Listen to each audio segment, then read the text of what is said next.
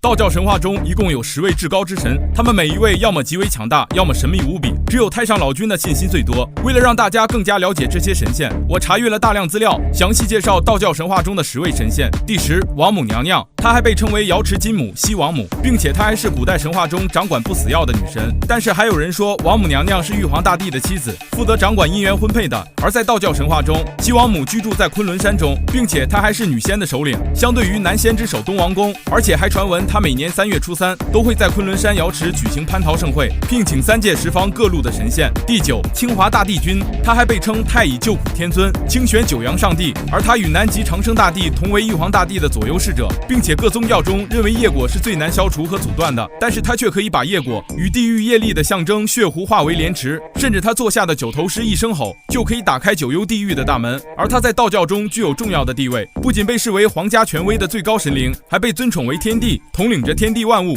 同时也被认为是长生不老和指导人类修行的灵长。第8，北斗星君，他是中国传统文化中的重要神灵，还被称为北斗真君，而且他还是民间信仰中的主要神明之一。传闻他统领着北斗七星的力量，还掌天地间的运行秩序。而在道教中，他被视为宇宙的守护神，不仅能够消灭灾难，还能用来祈福保佑，并且还有很多道教寺庙会设有北斗殿，专门用来供奉北斗星君和其他星神，因为它象征着希望、方向和祝福。第7，南极仙翁，他是古代神话传说中的仙人，也就是民间著名的神仙寿星，并且他还是福禄寿3星之一。而在《西游记》中，他的形象是手捧灵芝，身躯超级大，额头油光发亮，还是孙猴子的好朋友。但是在道教中，他是地位崇高的神明，并且还被尊奉为南方之神，其主要掌管着人间的平衡与和谐，而且他还能够带来吉祥和好运。因此在道教的修行中，信徒会向南极仙翁祈求庇护，并且还追求内心的宁静和和平。第6，东华帝君，他是道教中全真教的始祖，还是北五祖之首，并且他在道教中具有非常高的地位，不仅被视为至高无上的神体，还被认为是天地间的至尊守护者。根据道教传说，他还能够掌控自然界的力量，并且拥有无比的神通和智慧，由此可见他还是挺厉害的。第5，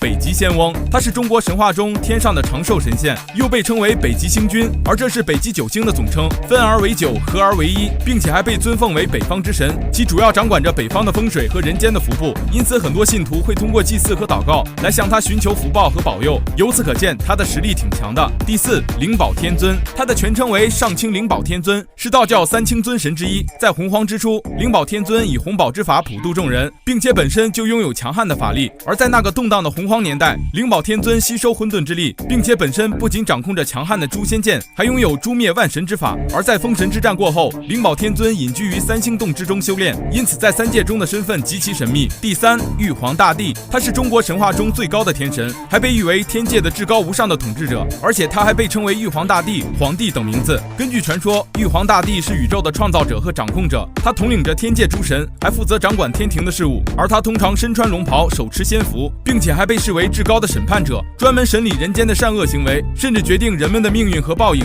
而他在道教中也占据重要地位，被尊奉为宇宙的最高神明。第2，太上老君。说起太上老君，大家第一时间可能会想到《西游记》中那位整天都在宫里炼丹的老神仙，甚至还被玉皇大帝称臣。而他在道教神话中位列3清，并且还被认为是道的化身。而大道无形无相，不仅生育天地，还是宇宙万物的本源，并且在太初时期，太上老君从虚空而下，从而创造了天地万物。还可以说太上老君是一位创世之神。第1，元始天尊，他的全称为玉清元始天尊，而且还被称为元始天王，并且他还是道教3清尊神之一。在道教的神话传说中，元始天尊他是无上至尊的存在，不仅拥有无穷的智慧和力量，还能够掌控宇宙的运行和万事万物的命运，并且他还是道教修行者所崇拜和追求的目标，因为他代表着道家的至高境界和精神追求，由此可见将其排在第1，实至名归。